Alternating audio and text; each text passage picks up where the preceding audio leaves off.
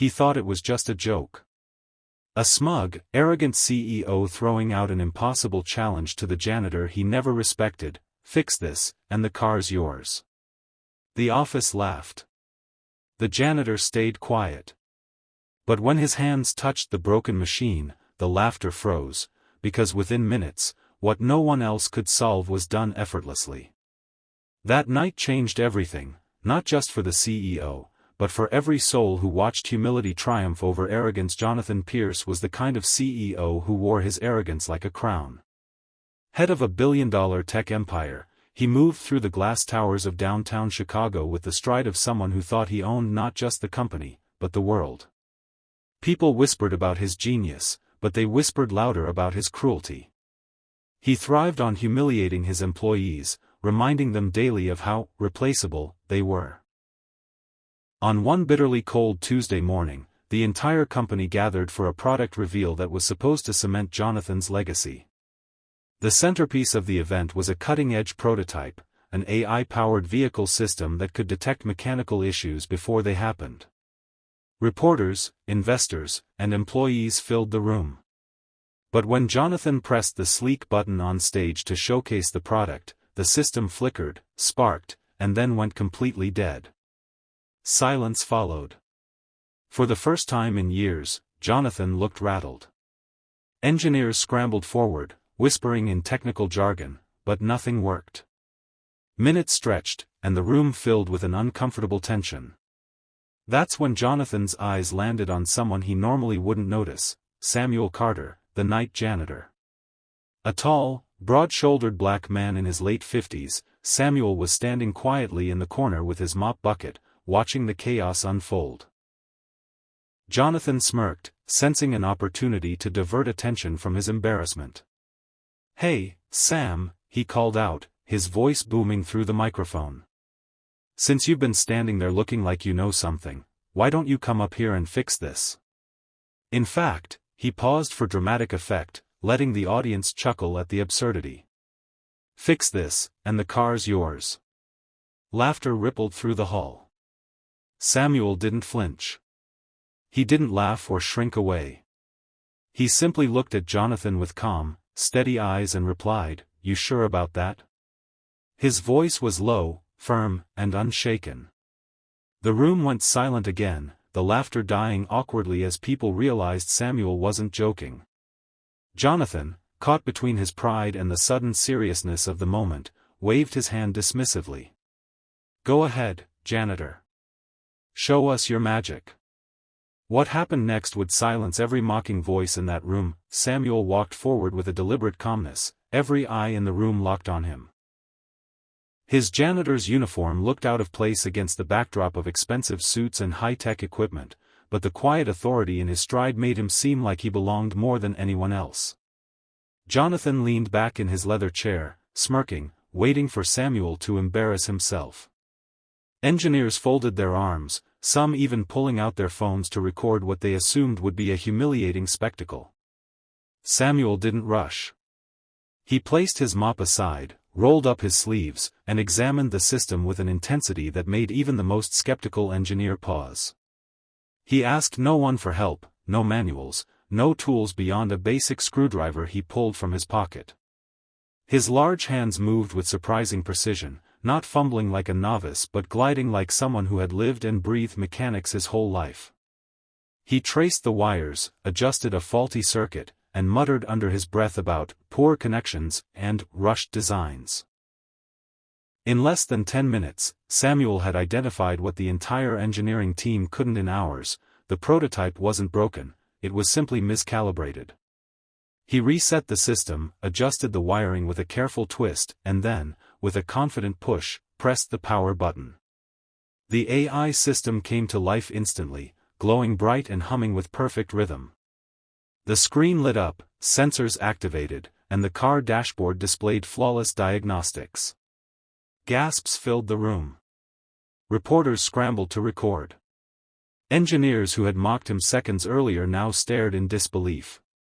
And Jonathan Pierce, the man who thought he owned the world, sat frozen in his chair. He had meant it as a joke, a cruel public stunt to mock a man he thought beneath him. But now, his words, "Fix this, and the car's yours," echoed in his own ears like a haunting sentence. Samuel turned toward him, wiping his hands calmly on a cloth. "Well," he said, his voice even and firm, "I believe you owe me a car." The room erupted, not in laughter this time, but in stunned applause.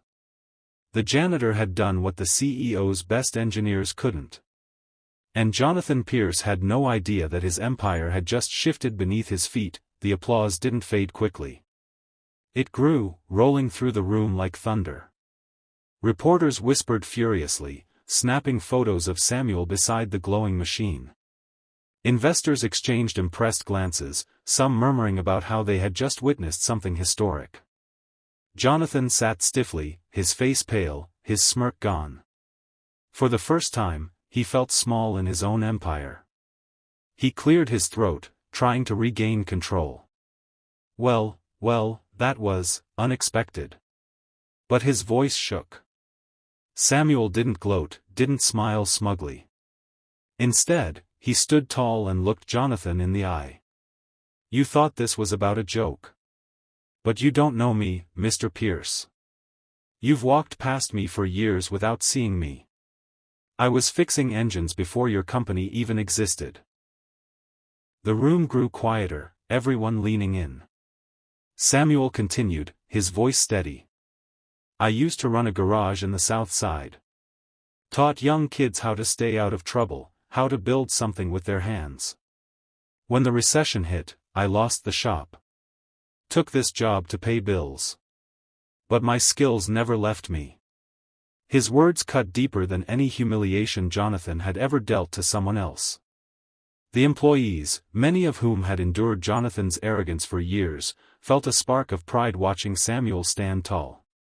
Here was a man who had been invisible in the office halls, now revealed as a master of his craft. A journalist called out, "Mr. Carter, what do you think about winning the car?" The room chuckled lightly, but Samuel shook his head. "It's not about the car. It's about respect. Every person in this building has worth, no matter their title." The words landed heavier than any product reveal could have. Jonathan looked cornered, his arrogance stripped bare in front of his own empire. He had mocked Samuel publicly, and now the world was watching to see what he would do next. But behind Jonathan's humiliation, something deeper stirred. For the first time, he wondered if his empire wasn't built on genius, but on belittling the very people who held it up. That night became more than just a company story, it became a headline. By morning, newspapers carried the story of the janitor who outsmarted a CEO. Videos of Samuel fixing the system went viral, millions praising his quiet brilliance. Jonathan Pierce, once admired for his arrogance, became the face of corporate pride being shattered by humility. Investors demanded he acknowledge Samuel publicly. Employees, inspired, began walking taller, realizing that their worth was not tied to Jonathan's approval but to their own talents. And Samuel? He refused to be paraded as a token. When reporters asked him what came next, he simply said, "I'll keep working. But maybe now people will see me." Jonathan, cornered by both public opinion and his own conscience, met Samuel in his office a week later. He placed car keys on the desk. "You earned this," he said, his voice quieter than anyone had ever heard it. Samuel looked at the keys, then at Jonathan. "I don't need your car, Mr. Pierce. What I need is for you to treat every worker here with respect. Because the same way I fixed that system, every one of them is fixing your company every single day." Jonathan swallowed hard. For once, he had no clever reply. The moment marked the beginning of a change, slow, imperfect, but real. Samuel remained a janitor, but no one ever looked at him the same again. And Jonathan Pierce, the once untouchable CEO, never forgot the night he mocked a janitor and ended up humbled by the brilliance hidden in plain sight. Because true power, Samuel had shown the world, is not in titles or wealth, it's in the quiet strength of those who rise when no one expects them to. Never underestimate anyone. Respect people no matter their position, because greatness often hides in plain sight. If this story touched your heart, share it with someone who needs to hear it.